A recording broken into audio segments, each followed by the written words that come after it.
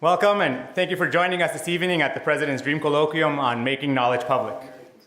My name is Juan Pablo Alpern. I'm an assistant professor in the School of Publishing in the Faculty of Communication Arts and Interactive Technology, as well as an associate director with the Public Knowledge Project, both here at SFU.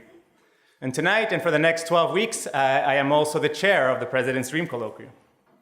Before we begin tonight's program, I'd like to invite Elder Margaret to the podium to provide a traditional welcome. Elder Margaret is from the SFU Elders Program. Elder Margaret.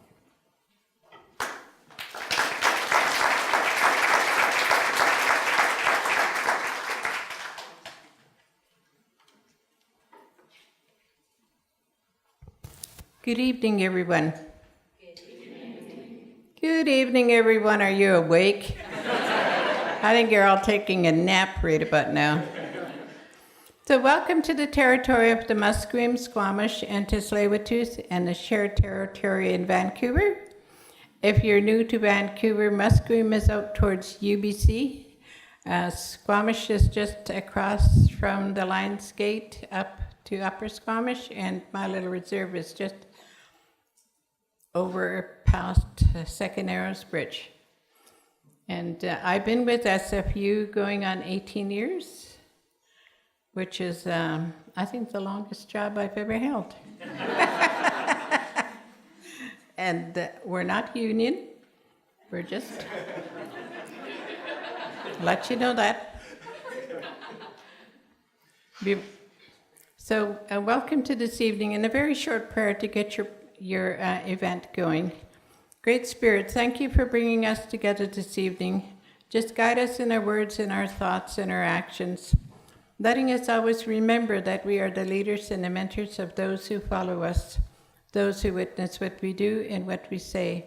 I ask Great Spirit to bless each and every one of you, thanking the community from where you come from and your families for the time that you miss with them.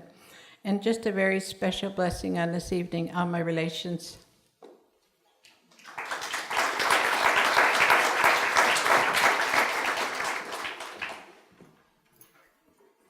Thank you, Elder Margaret. Now I'd like to invite the president of Simon Fraser University, Andrew Petter, to say a few words. Andrew.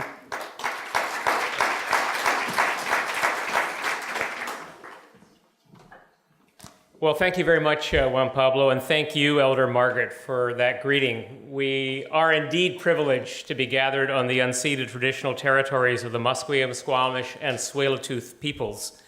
And I'm just delighted to be here for the start of this semester's President's Dream Colloquium on Making Knowledge Public.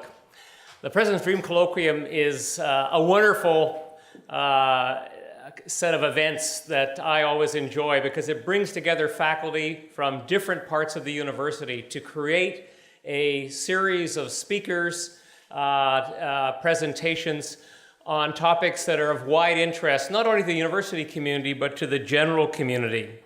And the colloquium was really set up very much to reflect our vision to be an engaged university, a university that connected different disciplines, different ideas, and shared knowledge, not only within the university, but within the broader community.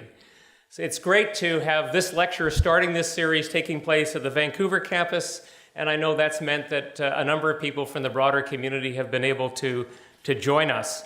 But you should know the colloquium is also a course within the university. It provides for students an opportunity to not only learn from great speakers and faculty, but to learn from each other, because this year we have about 20 students enrolled in the Dream Colloquium, and they come from all over the university, from sociology and anthropology, from biology, education, geography, and many other disciplines.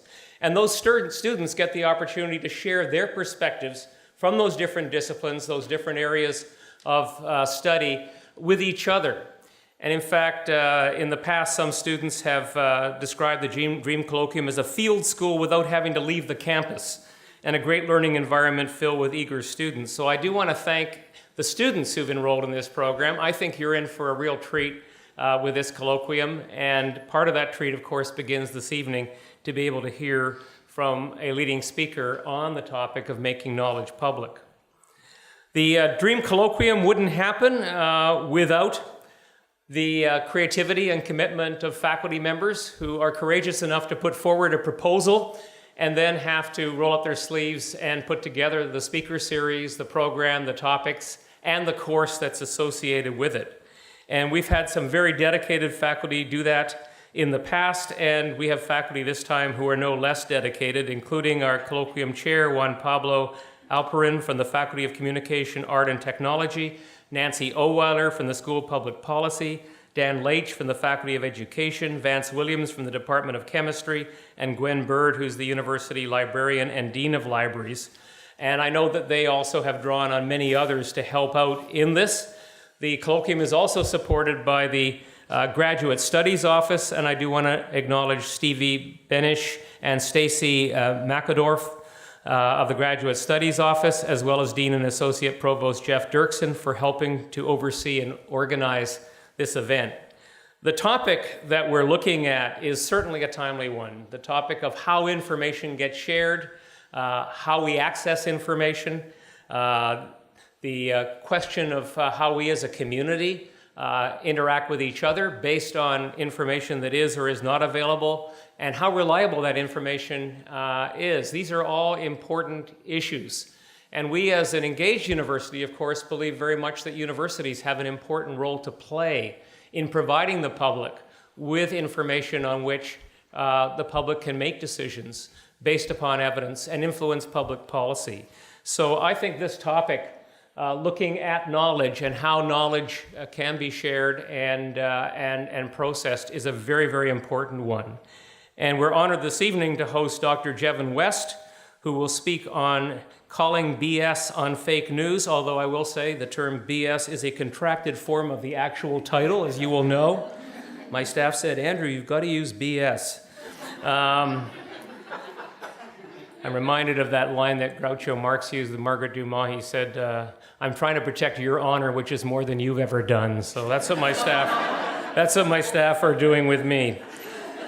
In any event, I know it's going to be a very timely and provocative talk, and I encourage you not only to listen attentively this evening, but please come back and participate and listen to the rest of the series. It's also available through webcast, and it provides a wonderful opportunity for us to learn together, to share together, and to benefit from some fabulous speakers. And with that, I'll turn the podium back over to Juan Pablo so he can introduce tonight's guest speaker. Juan Pablo.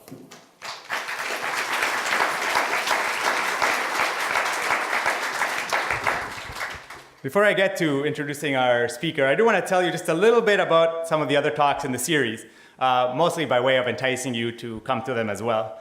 But also, if you'll allow me, I want to tell you a little bit about the course that we're doing alongside of it, which in the spirit of the colloquium, we are also trying to make public and to participate in the act of making knowledge public. Tonight's talk is going to provide framing for the whole series. You're all here, so I assume that you agree that we have some problems with misinformation.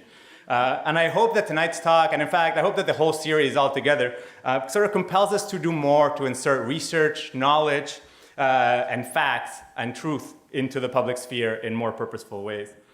We propose this colloquium because of a fundamental belief that everyone has a right to access to knowledge.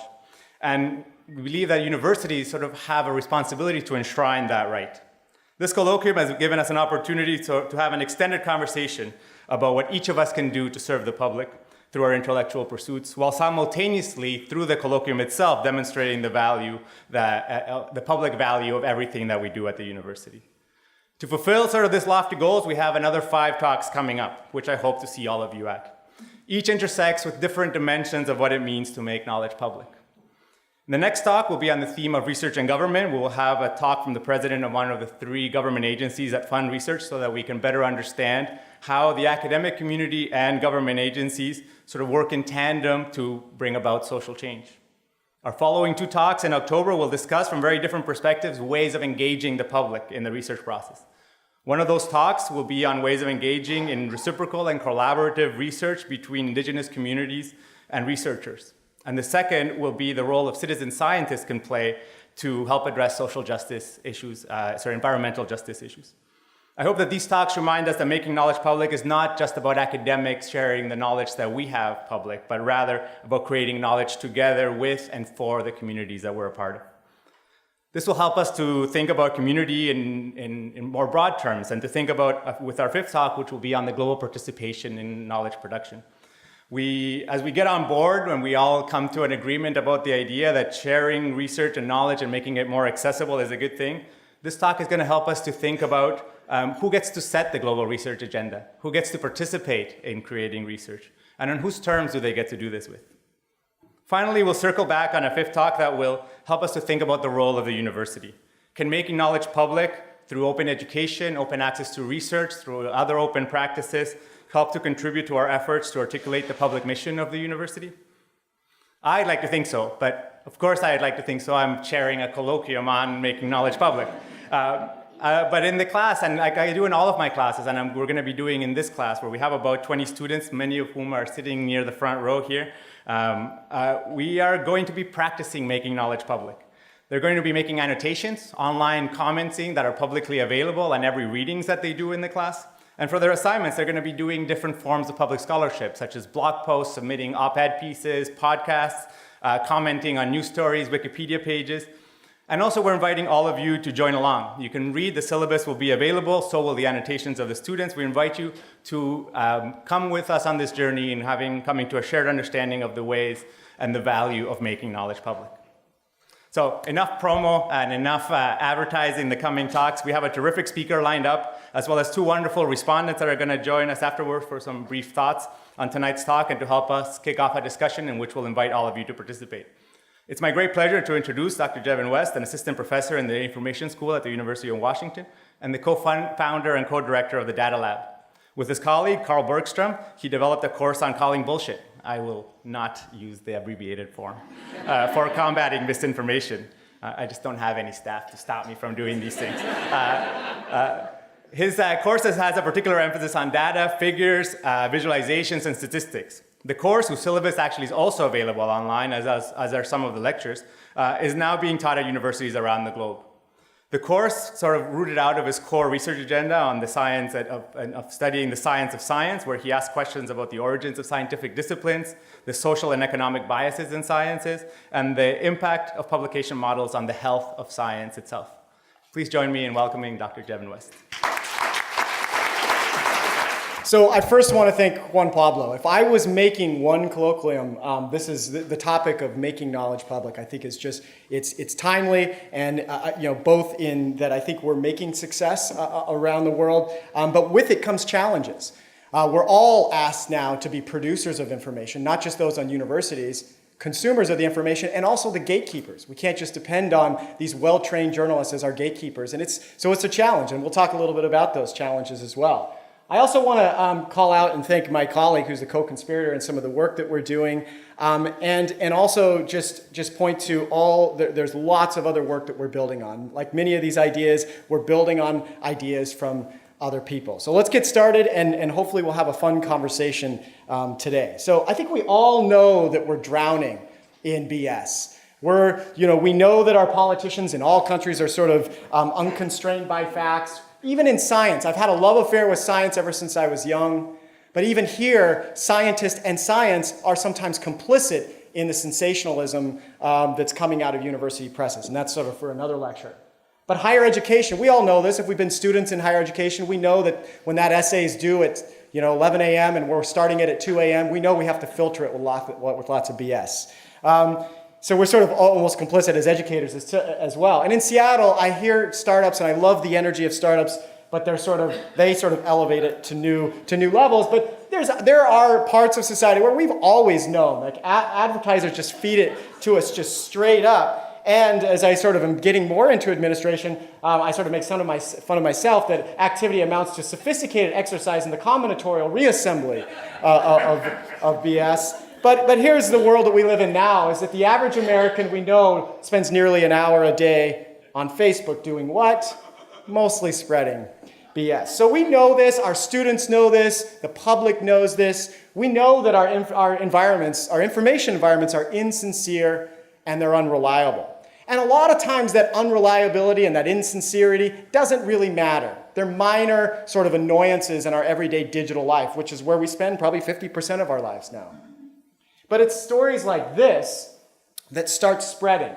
So this was a real news, well, it wasn't a real news story, but it was a news story that was published by AW News claiming that the Israeli defense minister was threatening Pakistan. So I'll just sort of highlight the sort of key part of that particular news story. And it said that they will destroy this country with a nuclear attack on any sort of, with any sort of pretext of moving into Syria.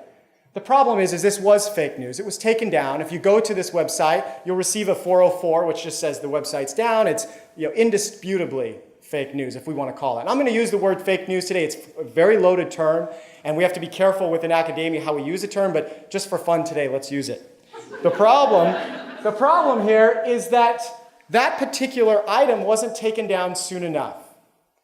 The defense minister of Pakistan took it as real news and tweeted out the following: Israel forgets that Pakistan is a nuclear state too. So you have this sort of sword-rattling threat based on an information item that was created, likely to get clicks.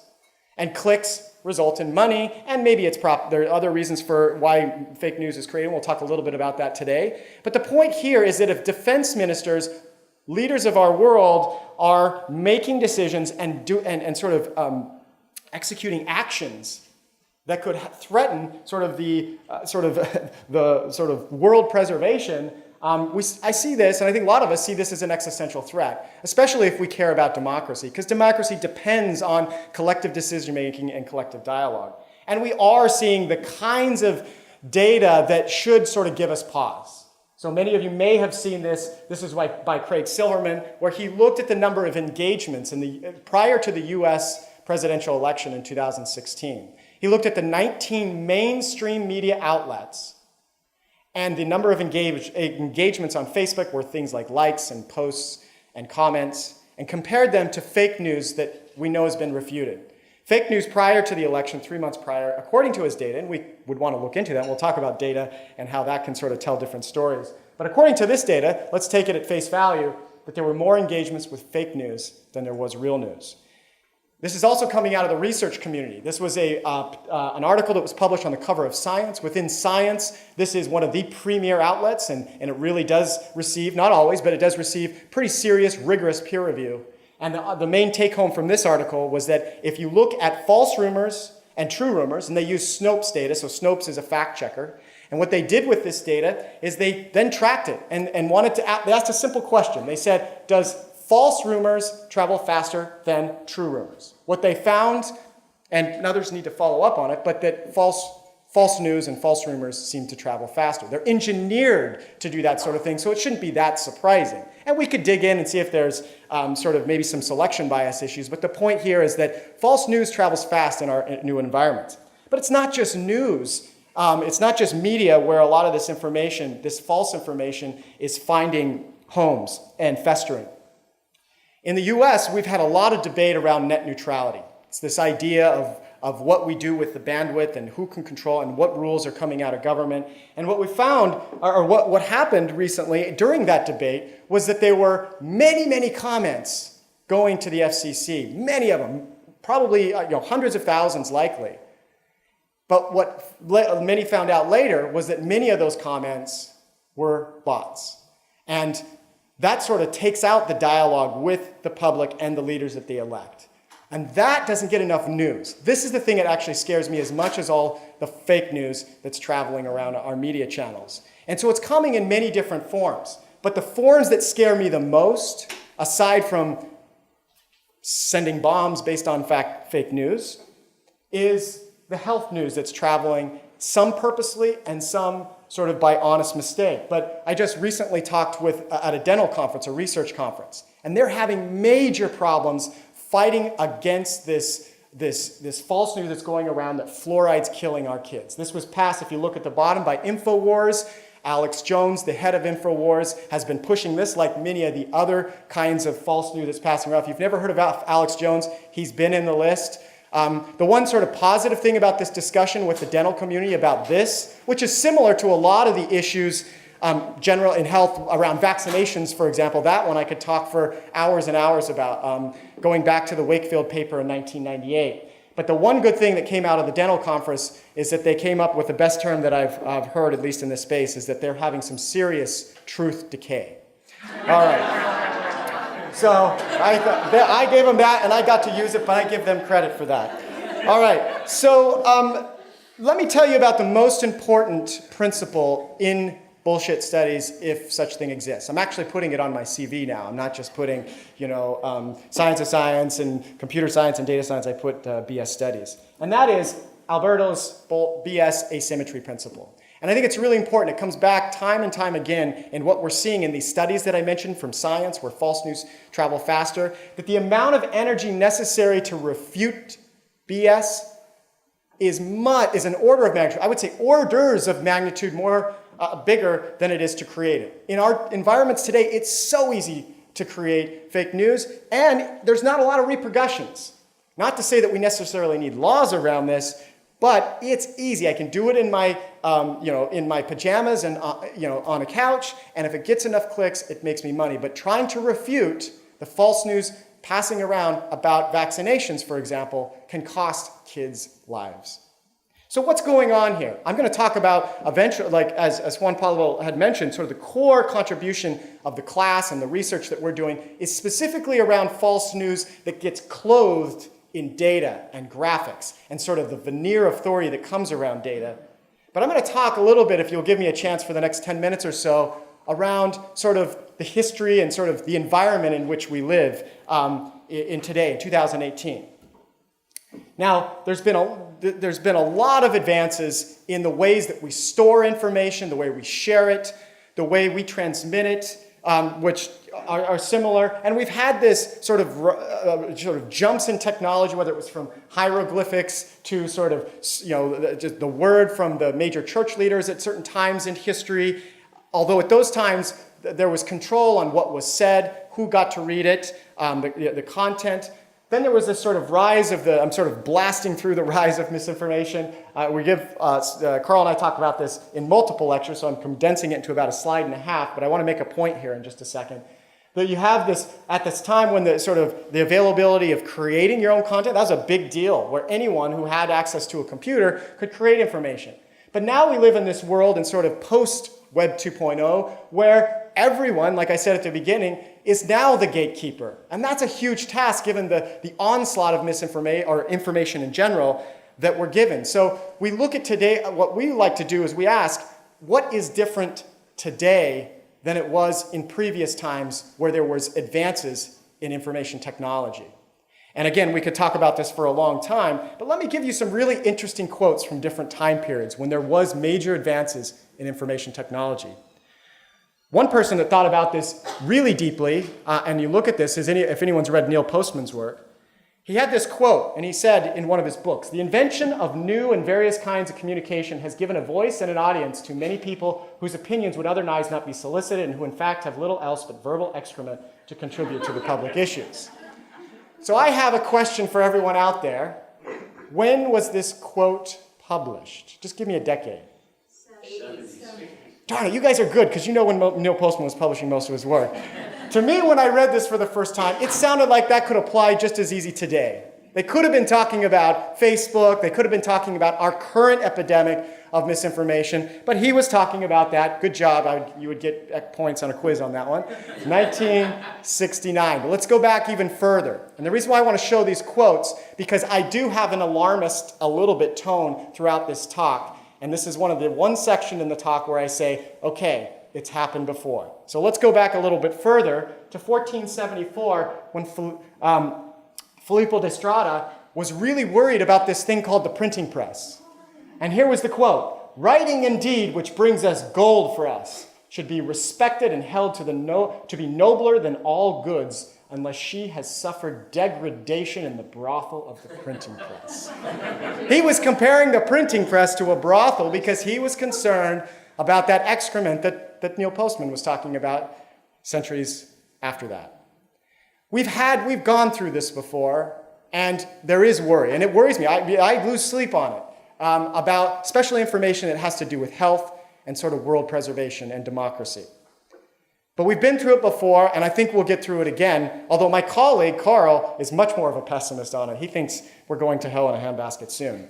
But what's sort of driving today? What's different today? And before I even show you the next slide, think in your head for a second. What is different today than maybe in Filippo d'Estrada's time? What's different today? Let me give you some of my thoughts, and you'll have thoughts, and maybe we can discuss them during the discussion afterwards. Well, I think there's always been economic incentives to push misinformation and propaganda. Propaganda has been around forever, of course, we know that. But the economic incentives get rewarded fast today. The way that the payment system and the marketing system and the click driven models that are run by places like Google, you can get payment for clicks fast. That's why you can have superstars on YouTube that do nothing but don't even leave their couch, and they can make millions of dollars because of those clicks. Uh-oh, something happened. I needed an update here with managed software with this computer. Let's see, let's switch back. Okay, there we go. All right. We do have hostile state actors, and that's always been around, and all countries are guilty of it. But they have at their disposal a set of tools in social media that are more powerful in terms of speed and ability to spread and to hide them in these echo chambers like never before. And we could discuss, maybe we'll discuss that later on. Maybe you disagree with me. But what's going on with the hostile actors, it's not just a one-sided argument. What they're doing is they're sowing discord and noise into the system. They're sowing what a lot of researchers are calling disinformation. And as Gary Kasparov said in 2069, better than I could, of course, is that the point of modern propaganda isn't only to misinform or push an agenda, it's to exhaust your critical thinking. It's to make you tired, exhausted, and that's the way to annihilate truth, and in the institutions that we rely on in these open democratic societies. Now, one of the things that has been the ire for me for a long time has been this lack of reporting of all the fake accounts. And I'm not the only, a lot of people have been talking about this for a long time.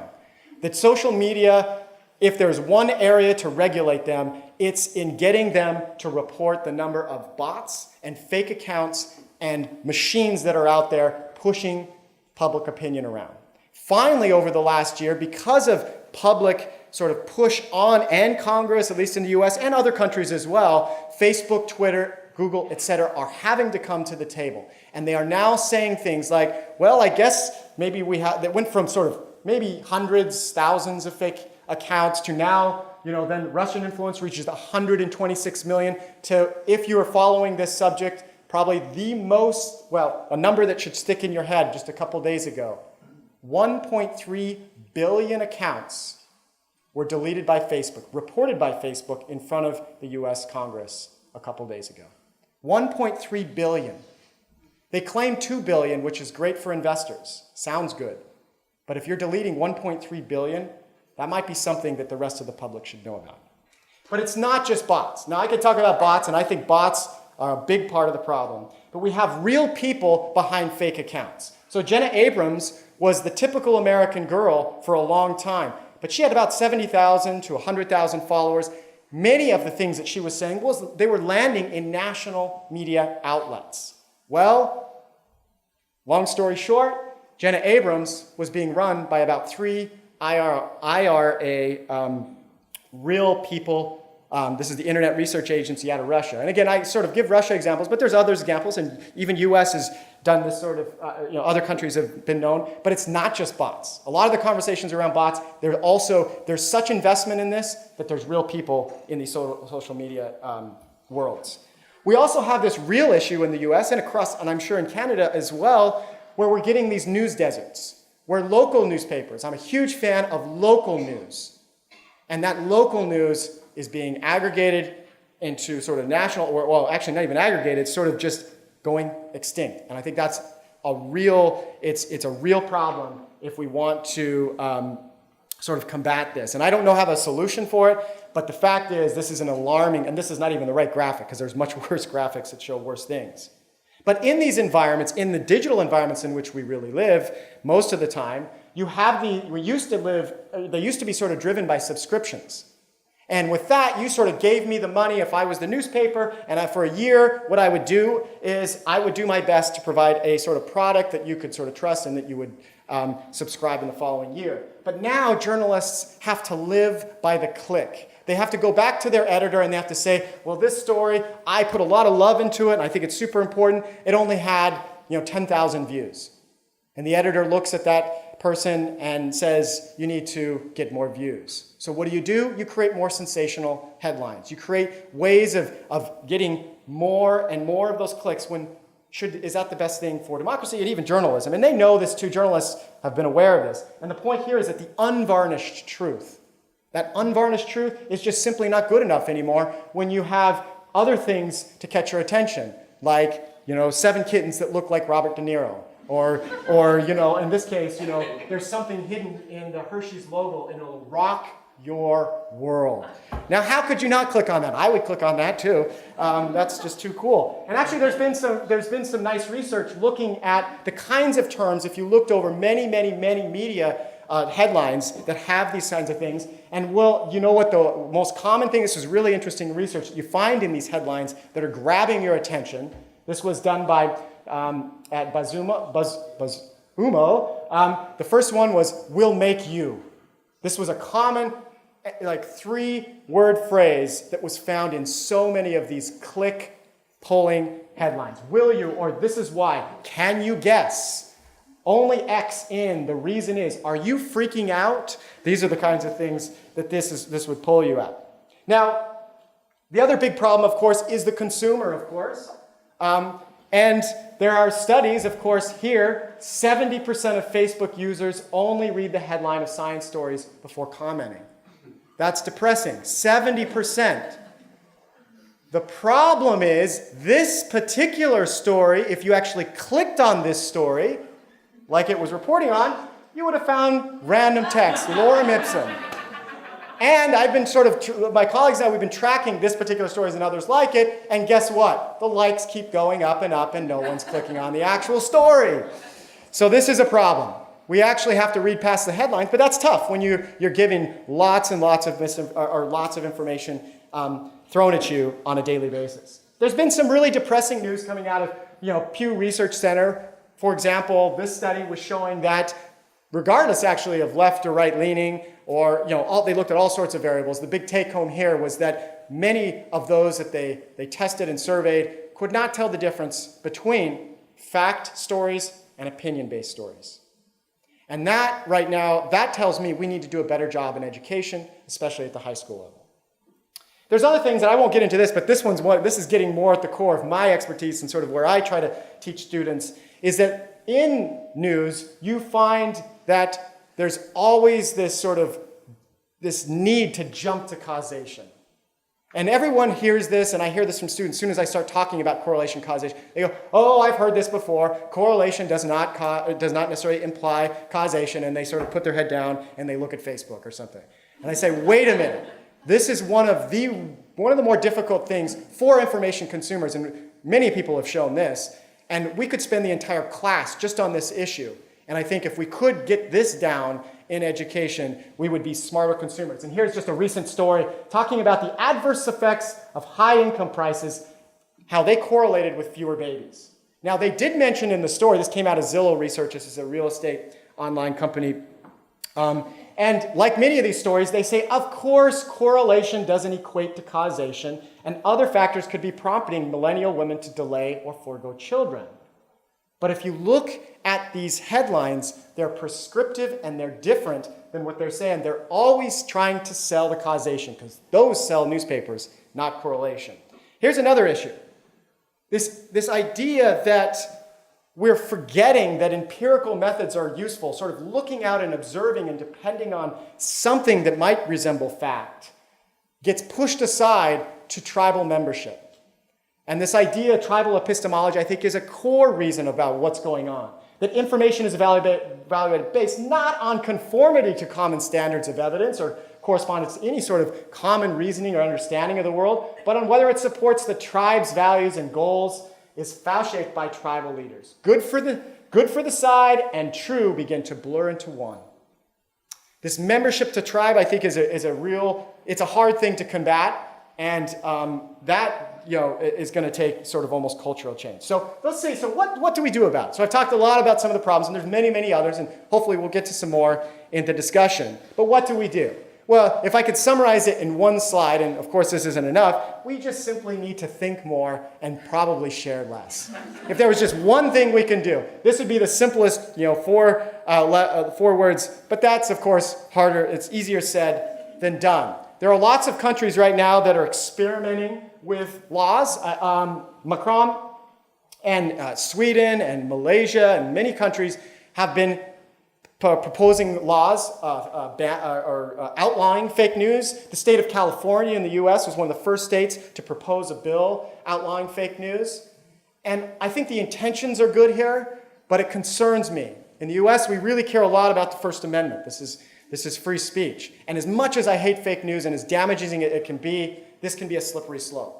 So I think we have to be careful about how we sort of wrap laws around fake news, because one leader just might not like what he or she is reading, and one day down the road might decide that everything that's against what they're saying is fake news. Now we look at some of the work that's going on in other countries. I think in terms, this thing called GDPR. Many of you may have never heard of it. This is this general data protection regulation that just went in place in Europe. I think it's a big deal.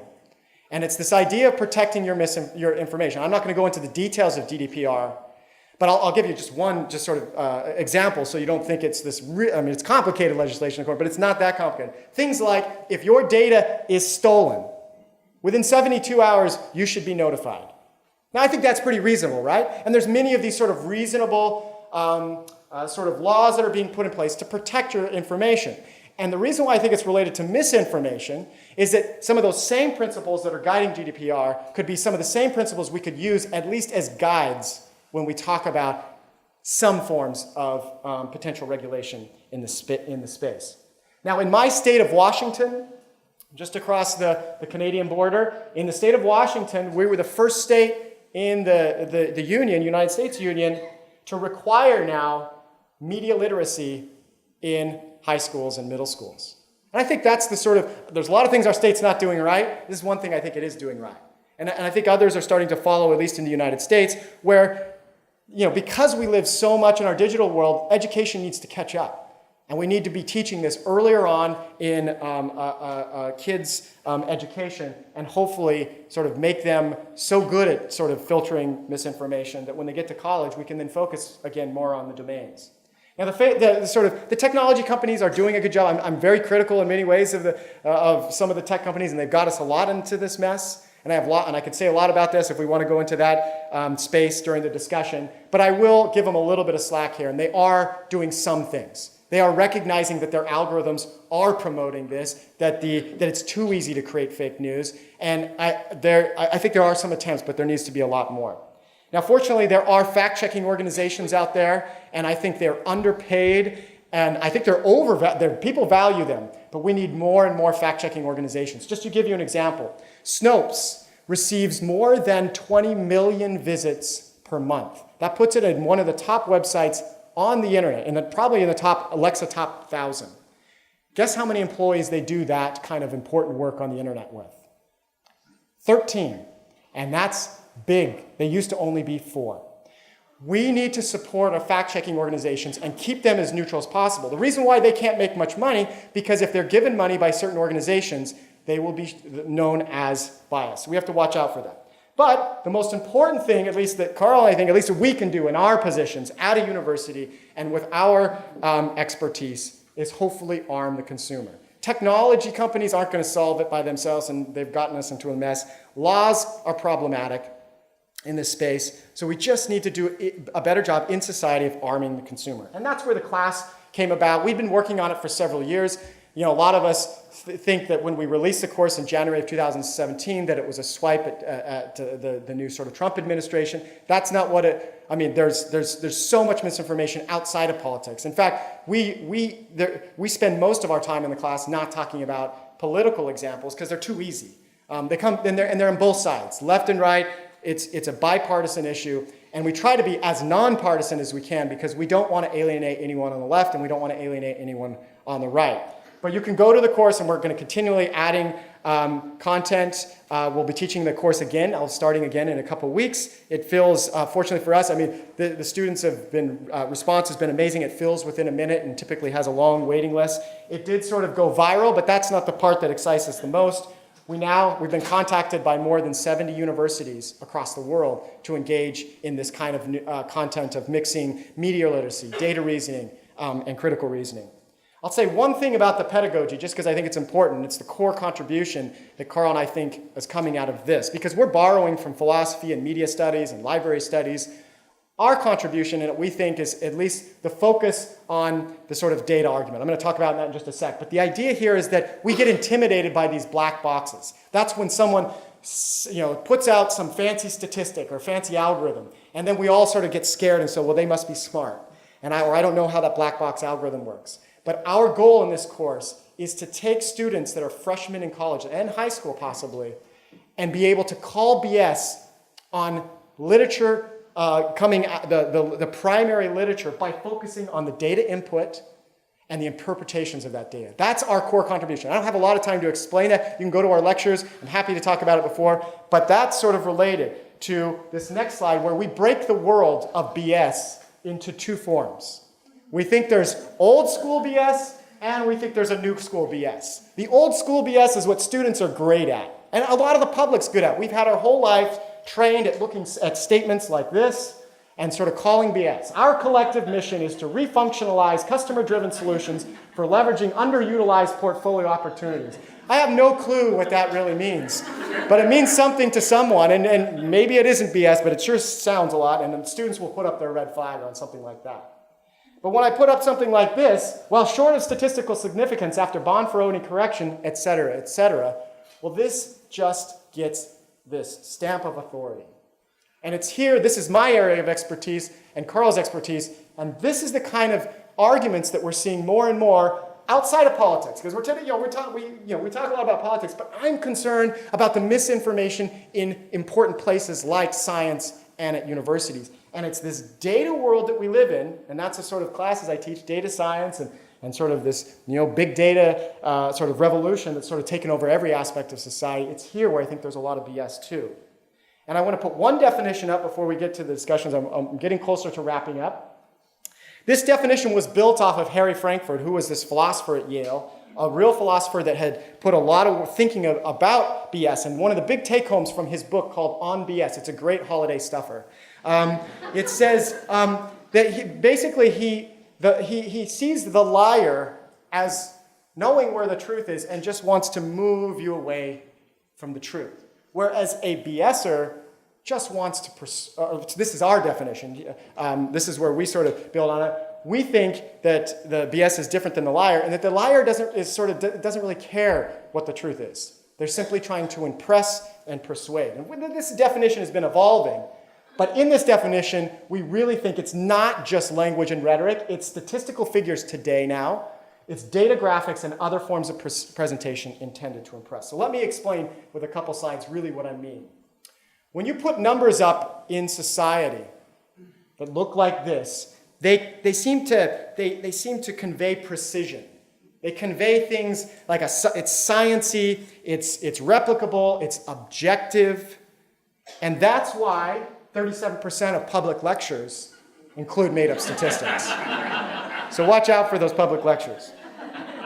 But in all seriousness, we know, especially from the work that's always come for hundreds of years out of the humanities. And this is where Carl and I really want to bring the STEM and the humanities together, because we don't think STEM's doing well enough at teaching our students how to question data in the same ways that they're taught to question other aspects of their world in which they communicate. And we know from those kinds of classes and those experiences that words are human constructs. They're subjective, they're fuzzy, whereas numbers, they just come floating down directly from nature. They are those objective argument makers. But let me give you a specific example here. This is a quote from The Hill. You think the countries are giving us their best people? No, they give us their worst people. Now, we could talk, you can put out a statement like this, just pull it out of thin air, and you can talk with students about this, and they can kind of get a sense of what this means. But it's not until you put numbers to those. Like Breitbart wrote on the same story, wrote numbers, and this was actually a real number, it's not a fake number. 2,139 DACA recipients were convicted or accused of crime against Americans. Now that sounds scary. It's a big number, and that's what it was intended to do, but what do we tell our students? No matter what they hear, what do we need here? Numbers should always be presented with context, but they're not. And that's where you can manipulate really well if you want to manipulate. Now, we don't want students doing that, but if they wanted to, that's what they could do. That you need these comparisons. So I looked up this one. And this data is available. 2,139 was right, but that's 1/3 of 1% of all DACA recipients have been convicted of a crime, whereas 8.6% of Americans have been convicted at least of a felony. So now we have something else to talk about. We can still talk about whether that 2,139 is something to be concerned about, but now we have some numbers in context. And I don't think at universities we're doing a good enough job teaching students to question numbers. This is what they're good at. If I give this to my students and I teach them how to take the Jacobian of the transformation, they do the mechanics beautifully. They can replicate a random forest algorithm or anything I throw at them, and they can do it better than me. But they don't seem to question in the same ways, and they get uncomfortable when we put numbers and have them do the same sorts of things that you were asked to do in your class when you talked about Macbeth and the symbolism of the birds and what that meant. It seemed silly at the time, maybe, but what it did is it sort of ingrained with you and trained sort of that value of critical reason, which is the one thing, if anything, we can give to students when they leave the university. And now let me give you a student or a number example. This is a real chart put out by Statista, which has no left or right leaning. They just sell data. And I saw this, as caught Carl and I's eye, and the title of it was that carbon dioxide emissions from global fossil fuel combustion industrial processes from 1751 to 2016 in million metric tons, leveling off. What do we have to worry about?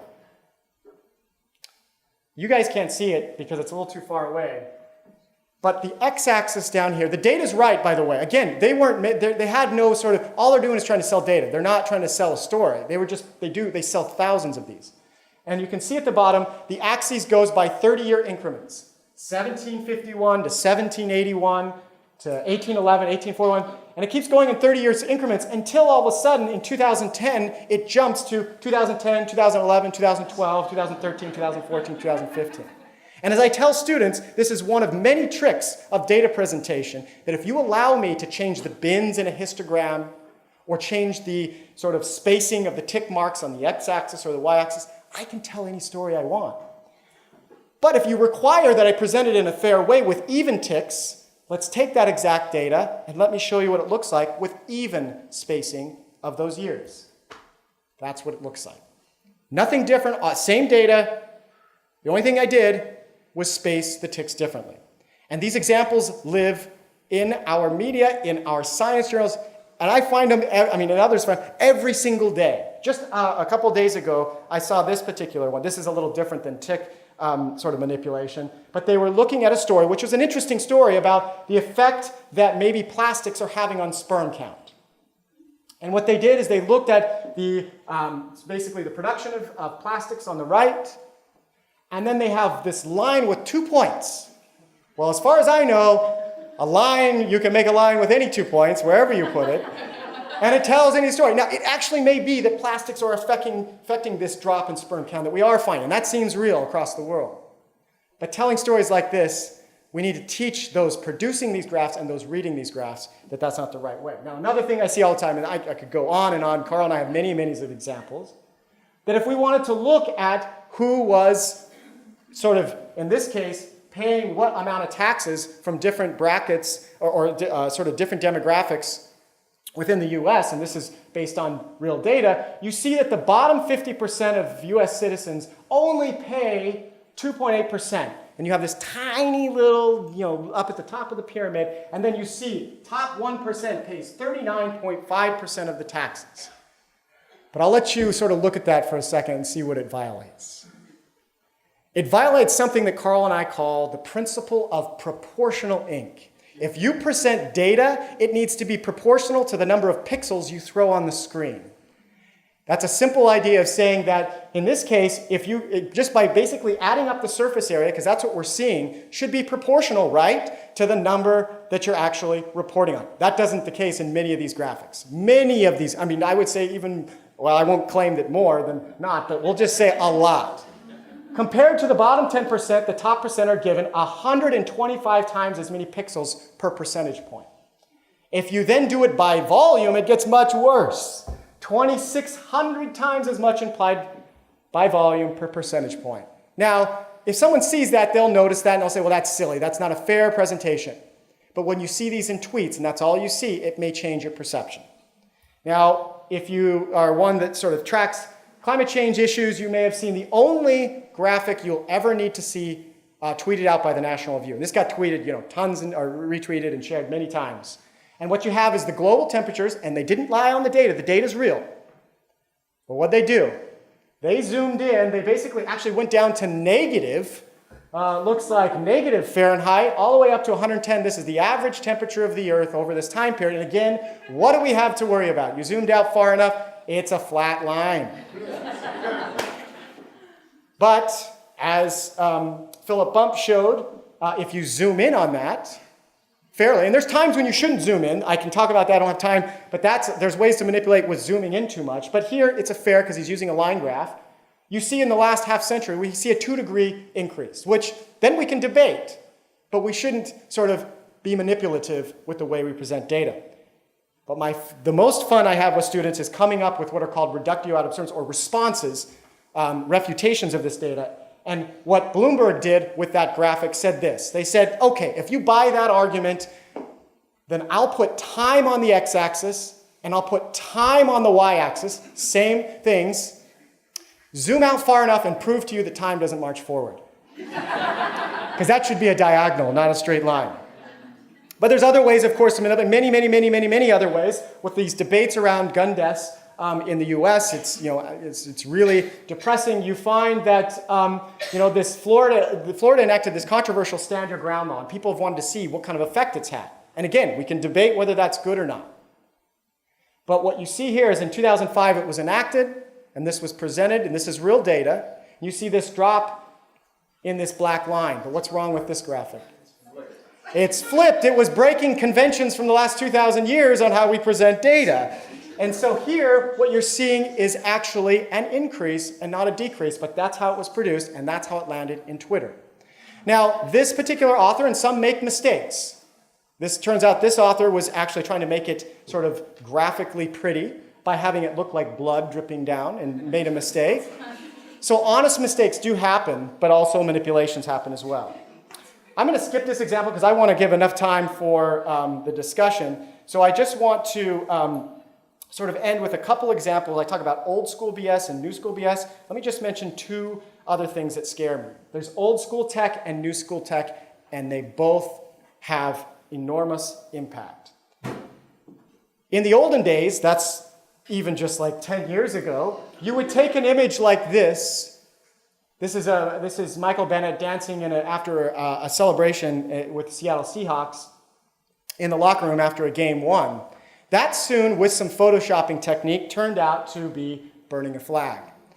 This spread like wildfire until those that created the image finally admitted that it was fake. Now, photoshopping you can take away, but the problem is, and people can debate, again, whether that's right or wrong, but sending this kind of misinformation doesn't help the discussion. And this kind of stuff can be identified somewhat, but it still hits that emotional center of our brains. And this, like many of these memes, so imagery, that's old school tech, it's still here, and it is concerned. That's stuff that almost is worse than graphs. But it's another kind of tech that I'm worried about. My 7-year-old is into space right now.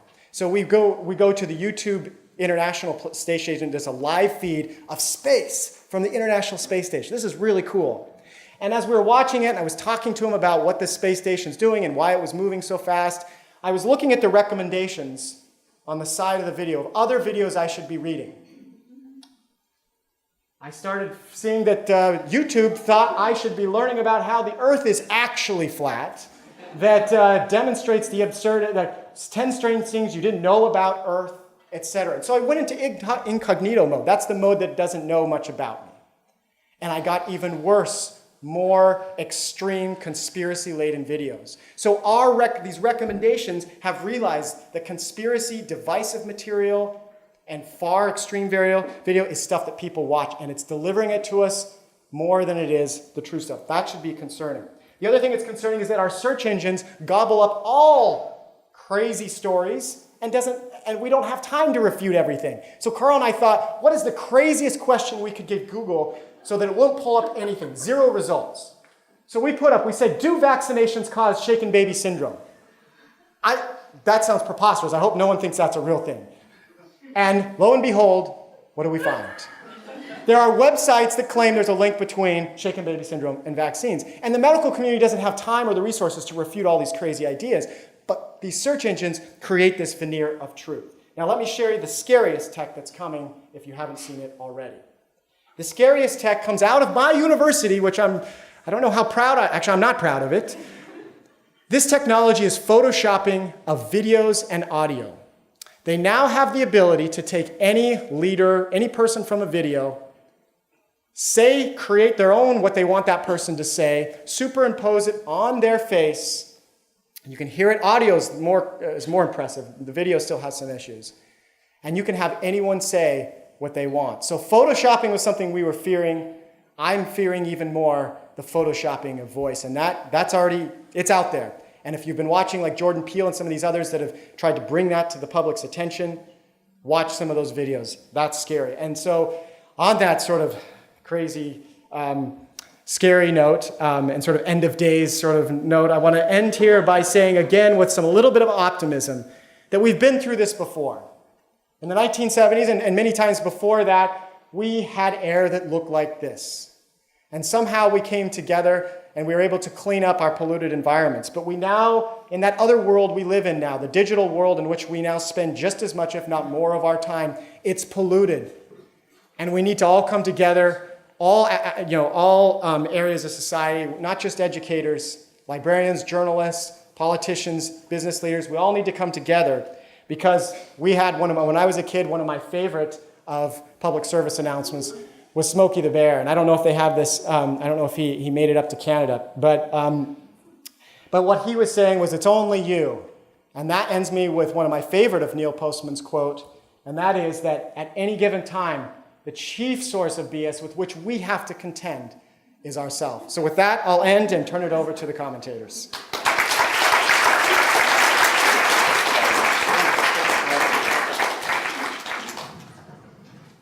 Thank you, Jevin. That was terrific. I'd like to begin our discussion. I just want to invite 2 respondents to the stage.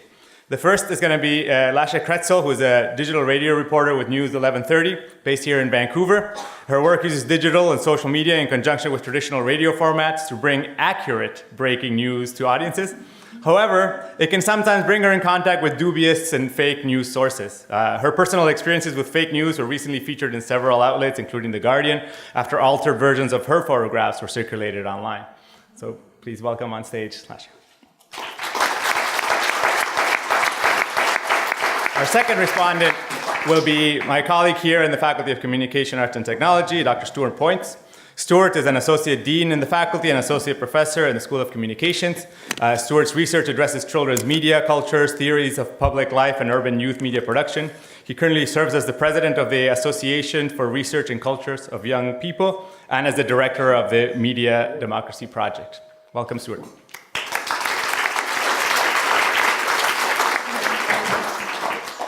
So, Lasha, we can begin with you then. This is on? Yep, we're good? Okay. First and foremost, I don't think I've ever used one of those shocking headlines, thankfully.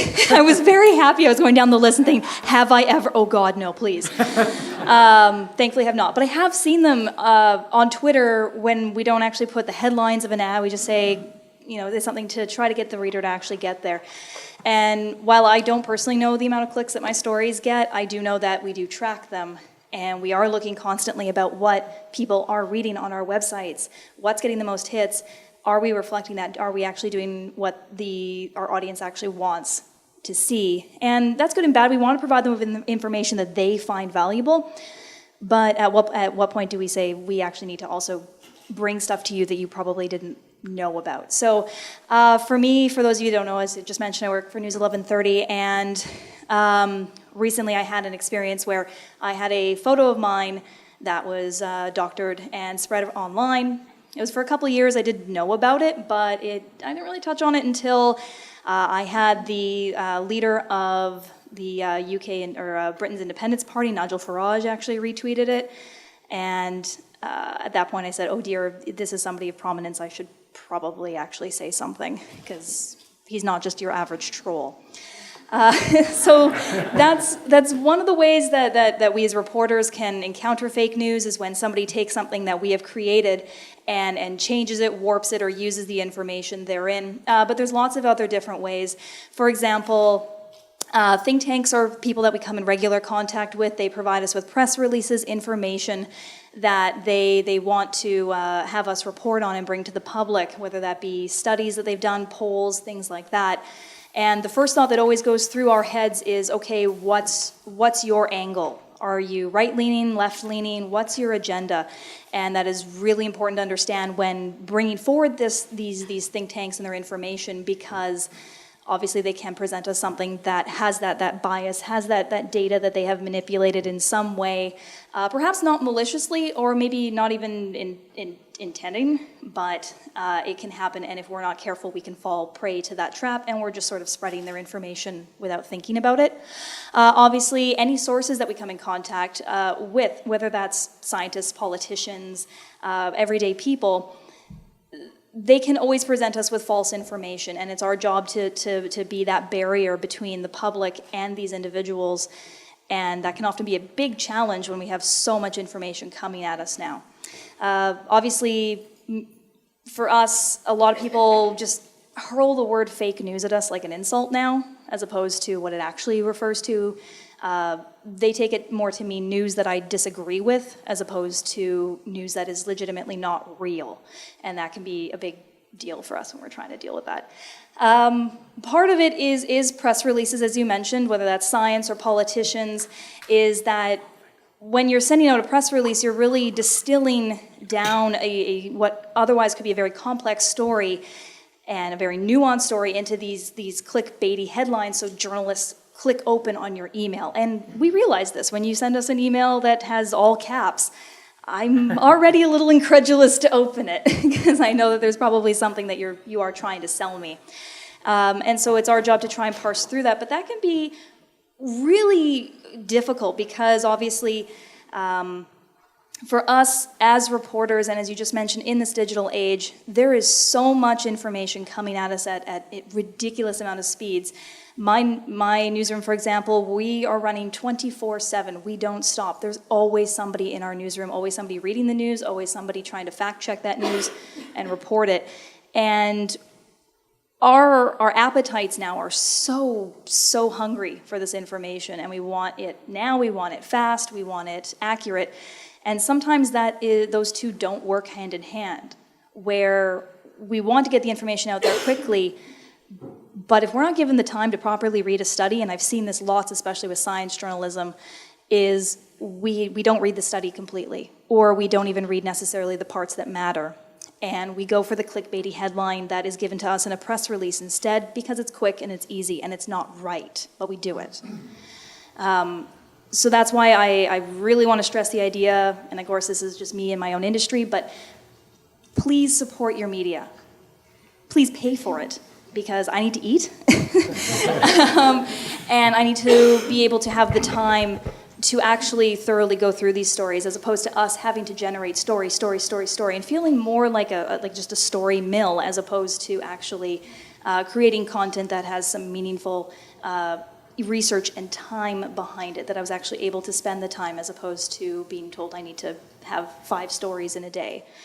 But us as reporters, we do falter, we do make mistakes. I would like to think that, at least I can only speak for myself, I don't do it maliciously, and I don't try to have I try to be objective in my work, but obviously all of us are still human, just like you. We have our own personal biases, we have our own beliefs, and we can't always disassociate from that, whether that be, like I mentioned, our biases, our beliefs, our own education alone, and our own interests. And that's why I do encourage people, regardless of their fields, to think about actually reporting. Freelance is a great way to get work, and regardless of the field that you're in, you can contribute. Most of us, I didn't get into journalism because I'm good at math.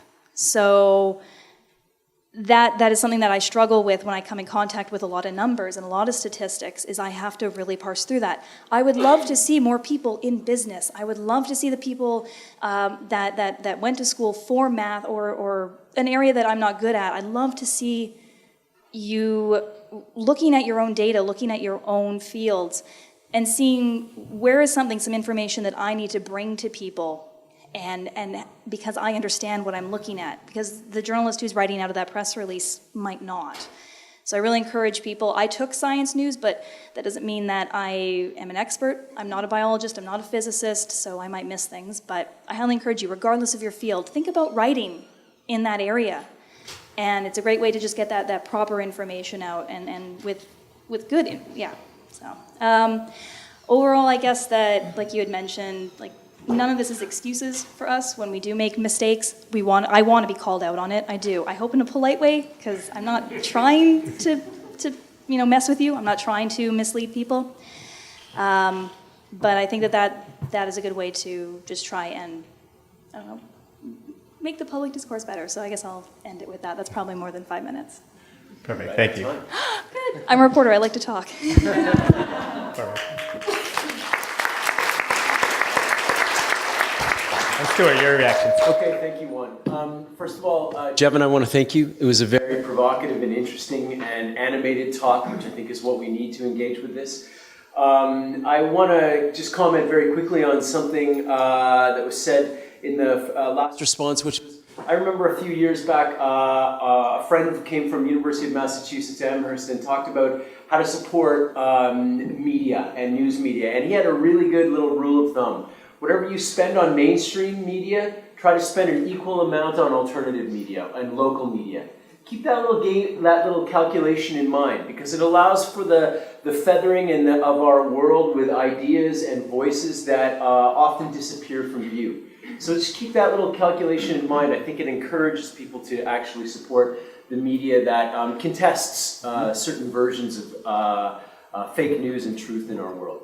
I wanted to offer a slightly different response to the talk, which is I want to talk about what we're doing when we are contesting fake news and what the aims of these things are. And I want to put this out as a proposal. I think that it's important to recognize that part of the conditions that we live in that shape the appeal and the popularity and the attraction of so-called fake news, the very words fake news, is our isolation from each other. Our deep sense of fragmentation and separation that are part of our lives today. I think we see this and we hear about this in cities like Vancouver all the time. We know that people are living alone more than ever before. We know that there are many ways in which we are not seeing or hearing each other, and particularly those who are not like us, who are different from us. And I think that one of the things, obviously, that Jevin has pointed to about social media as one element of this condition is that it creates conditions which bring us together with those who are like us or who share our ideas. And in this way, we end up reproducing and creating a very fragmented world. In that fragmented world, it becomes much easier to hear what we think we already know. And it becomes harder to hear things that challenge us and contest us.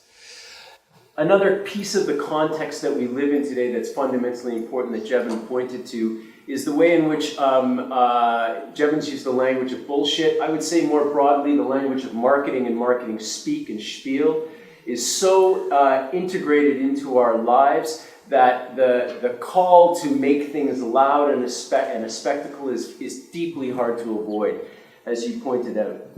And so this really creates a situation where fake news or the difficulty of finding more robust and substantive information to inform our lives. Sure. Thank you. to find more robust and substantive information to inform our lives is very difficult today, is really hard. I think that one response to that situation is what Jevin pointed to as media literacy, and I have much more to say about this. In Canada, there are very strong traditions of media literacy, and particularly in our schools, there's really strong efforts to build media literacy and digital literacy into curricula. This is a positive kind of development. At the same time, I think there's a larger question that we have to ask ourselves, which is, what are we aiming to do when we challenge fake news? Where are we going with this? What is our goal? And I think one of our knee-jerk reactions to that question is to turn to the idea of truth, that what we're trying to do is preserve and hold to truth. And I want to suggest that we pull back from that. It's not that rigor, the ability to read false statistics, the ability to read the misuse of science, the critically analyze the misuse of science is an important, profoundly important kinds of work that we need to inform our students with. But I also raise the wonder if what we're aiming towards is to preserve truth or is actually to preserve community. And I want to make the argument that what we're trying to do when we call fake news into question is not to raise the status of truth. It matters, and rigorous argument matters. But what matters more than that, I would argue, is our ability to question fake news in order to build mutuality and connection with others. To question fake news in order to find ways to build common ground with others, people who are different than us. Because the thing we face most now, and that fake news, I would argue, is used most powerfully to do, is to separate us from each other. To allow the loudest voices to stand forth and to take the space that the rest of us should be sharing as part of the commons and the common ground that we have. And I think what we do when we call into question fake news and question it with our students is we must help them and ourselves to do that in a way that doesn't alienate others, but brings us together into a dialogue and a collective form. I want to end with this point.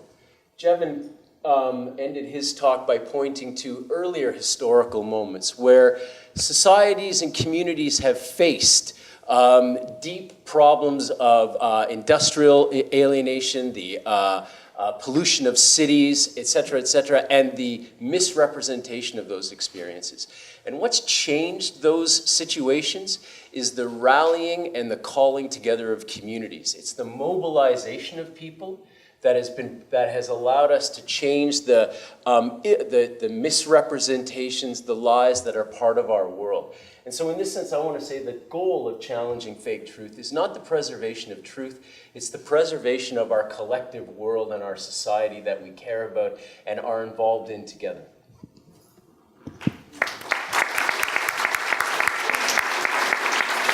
Thank you, Stuart.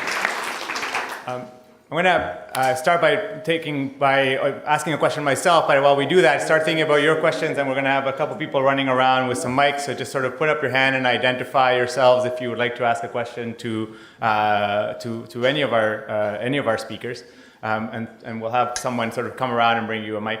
Let me start by just asking this question, probably to you, Jevin, but also to the others.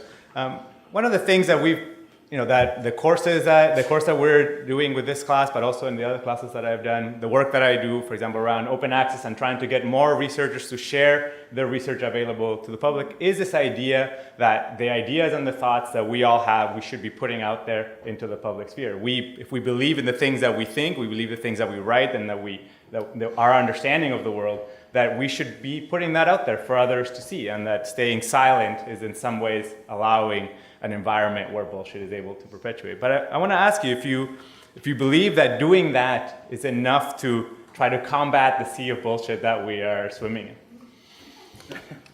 Let's see, okay.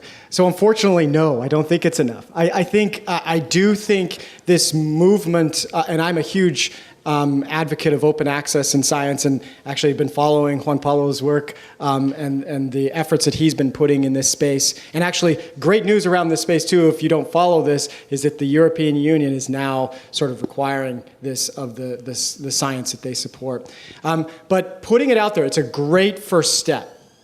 But I think we still, because of the sort of this overload of information, because of how difficult it is to disentangle complicated statistics and graphs and all information, that we're sort of information processing machines now, and we can all use more help in this space. So just by putting it out is not enough. I think that we need to really put a lot of effort, if not more, into continually teaching our next generation and the current generation to be able to disentangle arguments and to help that producer. Because most of the time, I think those that are putting that information out, whether it's a scientist or it's sort of a freelance reporter, I think they have good intentions. I'm an optimist in this world, and I think a lot of times that information, if it is misinformation or there's problems with it, it's likely honest mistake. So we need the collective, and it doesn't do any good to house that data sort of in a box or behind a university paywall. I think it's super important if we want to solve some of society's biggest and most challenging problems that we all benefit when research that comes out of Simon Fraser University or University of Washington is made available to all aspects of the world, including the developing world. But we need to go into those areas and also teach them how to be good consumers of that data. Okay, so we've got a couple questions, and let's take a question over here on this side. Thank you very much. Can you help us understand the threat that the Freedom of Information Act is under? That's for us who are on the outside, and for whistleblowers who are on the inside who do speak are now going to jail. And just a tiny anecdote is the Ontario government now has their own fake news network called Ontario News Now, and you have staffers who are applauding to drown out the questions of the reporters. So where's the trend or the trajectory of all of this? So I want my colleagues to be able to speak too, because I've been speaking a lot. But I'll just say one quick thing. Those that kind of came up with this idea, and there's some fun history around this idea, this Freedom of Information Act. I think there's this real wisdom that's sort of percolated through these generations. There's a reason why we want to have that, and it is being attacked right now. And it's not just being attacked in Canada or the United States. It's actually, I don't, this is sort of maybe an overstepping, but when I've been to these international conferences where I then stand up and talk about the problems in the US, and then someone from Ukraine or journalists from these other countries where it's a real attack, I think we should be turning to them and asking them, how did it get that far? What are the repercussions? I think at this point we should be looking to those that are, far advanced on the bad side in this sort of onslaught on the freedom of information. So I think we should be thinking about conversations with them. I think one on that to look at is Poland at this point, because it's kind of going that way right now, where we see, like you sort of mentioned, those laws about fake news. You're concerned that's what they're kind of moving towards, is media they don't like is deemed not allowed. When it comes to things like the whistleblowers, and I mean, obviously for us reporters, that's an invaluable source. So I feel sort of biased in my opinion of there needs to be more protections for those individuals. I'm just trying to think about when it comes to the discussions like that, and when we have governments like that in power, it's not the first time, first and foremost, that something like this, like you mentioned with the Ontario News Network, we've had elections where we've had ads that look like media reports before on television run, and that idea about using the facade or the veneer of we're a legitimate media source to spread that information is not new. Some of our advertisements, even on our station, we don't like because they start off with breaking news, and I'm like, it's an ad. Don't say it's news. Just when we're looking at that, like you mentioned, it's keeping that idea in the public eye. It's having, I think part of it is those individuals that want to come forward. It's having those discussions with the reporters. I know they're putting themselves in a precarious position, and we thank them for that, and we know that it's not an easy position to put yourself in.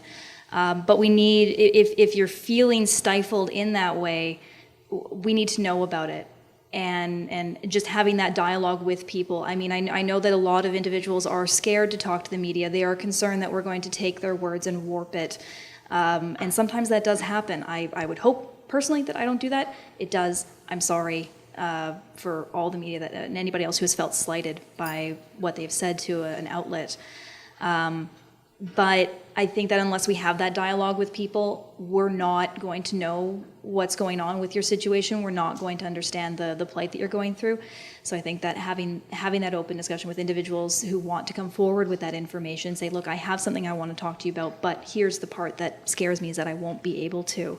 And then we can start to have that pointing reporters towards the information that can help ameliorate the situation. I just want to add to the points that have been made so far that I think the freedom of information issue in Canada has been really pressing over the last decade, hasn't it, really? And I think we really saw during the last federal government a really drawn out and strained set of antagonisms around requests for information on the part of the media that was a regular and ongoing process. And it brings to mind for me the question that may stand around our conversation, which is, what's the role of regulation in this? The role of, and by regulation I mean, what are the roles of state and citizen-oriented spaces that